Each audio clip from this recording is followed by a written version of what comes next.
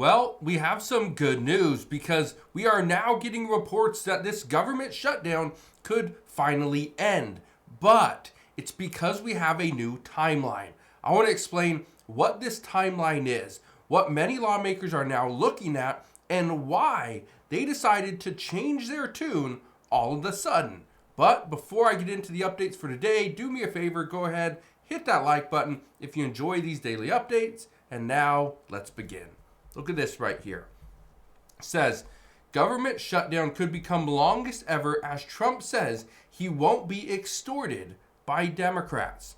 Essentially what President Trump is saying is, we told you we are not going to negotiate until you open up the federal government.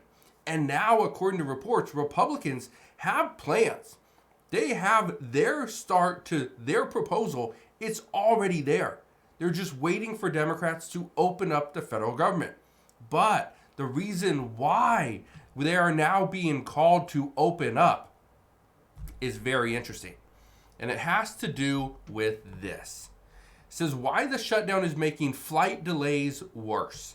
If you've seen any of the news reports, any of the stories, CNN, Fox News, Bloomberg, doesn't matter, TikTok, you've probably seen the delays at some of these airports. Look at these things. Look at this. This is just absolutely insane. Listen to this. We're number 3 in our line, but there's 4 lines. And the controller's not, he's not really willing to tell anybody what their sequence is. So I don't have anything to tell you. I have no idea how long it's going to take to get off the ground. So that pilot has no clue how long it's going to take to get off the ground. All he knows is, hey, we're on the plane. We're sitting here on the tarmac. We're just ready to take off. Well, here's the problem. Look at this. Look at all those planes back there. Just waiting.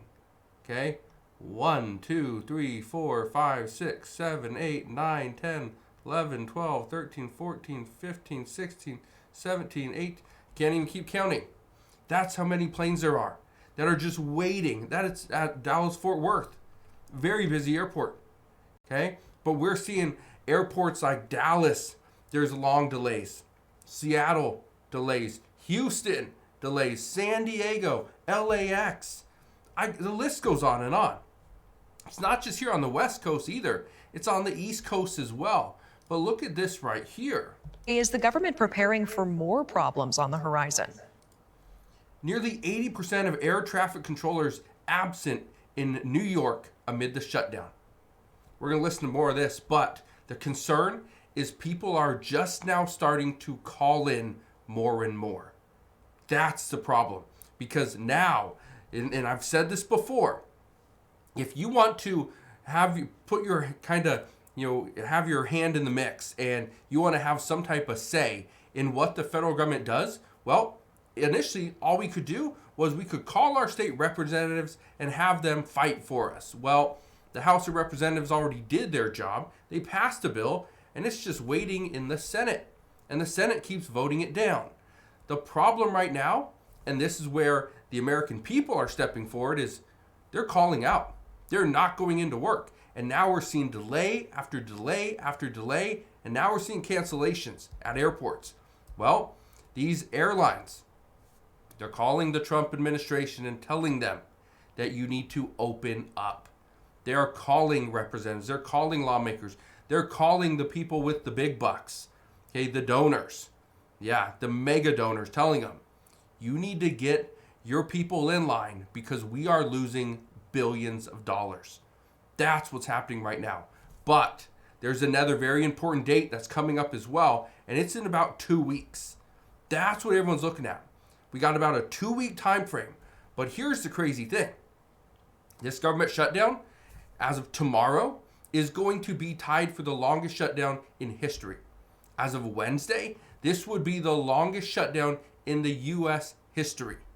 Longer than back in 2018 and 2019.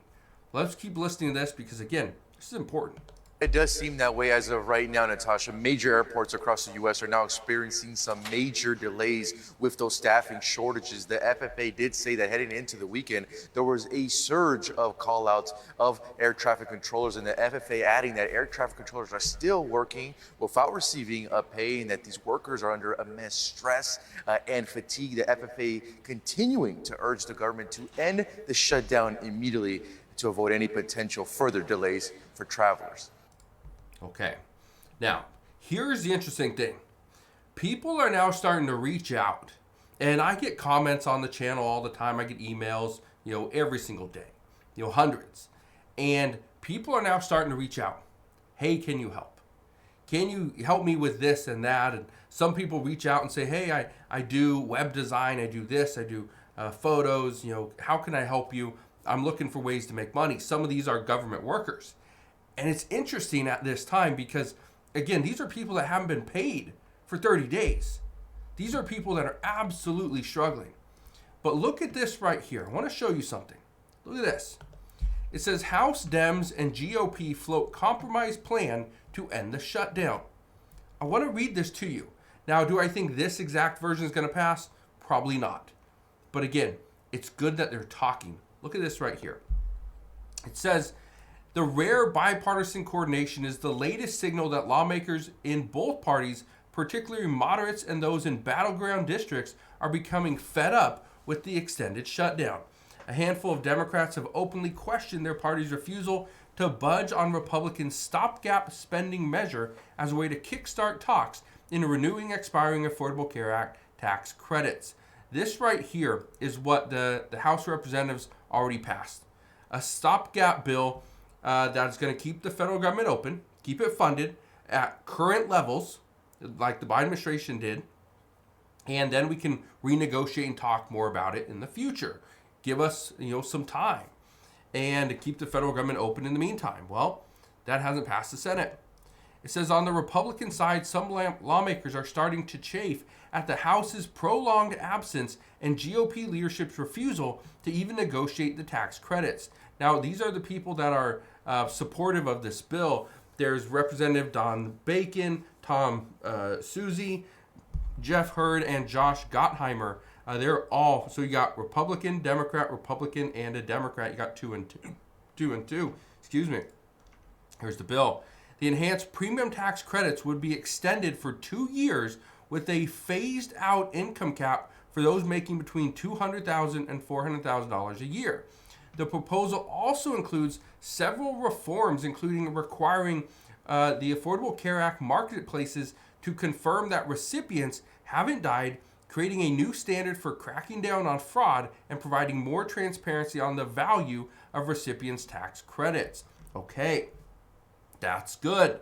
They're talking. There's dialogue. There's open discussions. I want to read something else to you. It says right here, the lawmakers pitched their proposal as a fair, responsible path forward on the ACA tax credits, adding, compromise isn't rocket science and it shouldn't be treated like a weakness. Here's the problem, okay? It says a House Democratic leadership aide did not dismiss the proposal, instead telling Axios that a set of ideas is never a bad idea for consideration. It says a House Republican familiar with GOP leadership discussions told Axios last week that new restrictions like income verification and income caps were being considered. Republicans are already considering this, but yet they haven't put it forward because they are waiting for Democrats to open up the federal government first. That's what they're asking for. Again, the problem. Republicans have asked Democrats to open the government first before they move forward with negotiations. It's simple enough. It's that simple. I want to read something else to you though. Okay? Look at this right here. It says right here, both Democrats and Republicans are looking for an off-ramp as the government's closure inches toward the longest in U.S. history. A group of moderate Senate Democrats have even been quietly gathering to plot how to possibly reopen the government. Again, this is all happening behind the scenes. This is all happening behind closed doors. People don't really want to discuss it because a lot of these ideas are just getting shut down. Let me read something else to you, though. It says earlier Monday, the Trump administration said it will partially provide supplemental nutrition assistance program benefits this month after the program lapsed Saturday due to the shutdown. This is part of the issue, is that the federal government is going to use $4.65 billion. They're taking $600 million.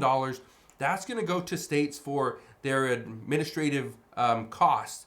But the other $4.65 billion is going to go to pay the American people. The problem is we need between $8 to $9 billion per month in order to fund SNAP benefits in its entirety. Well, this is why it's creating a new deadline, is because this means SNAP benefits are only going to be funded at 50%. Well, look at this. Why 50% SNAP matters.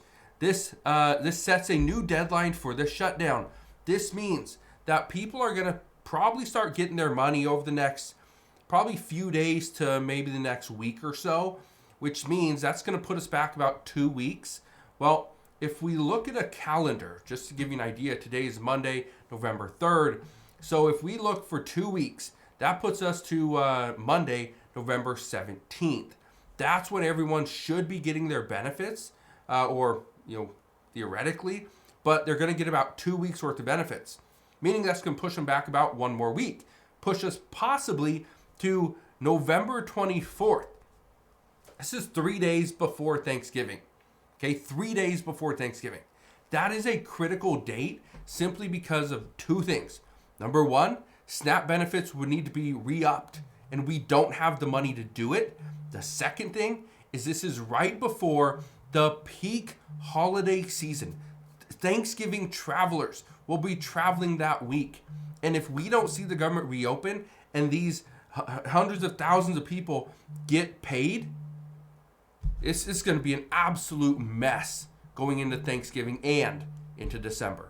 So I'll leave you with that. But again, that's the good news, is it looks like somewhere between the 17th and 24th is the next deadline for when we could see the federal government finally reopen. So we'll see it if it happens, but that's what we know as of today. So again, thank you guys for watching. Consider subscribing, and I'll see you guys on the next one.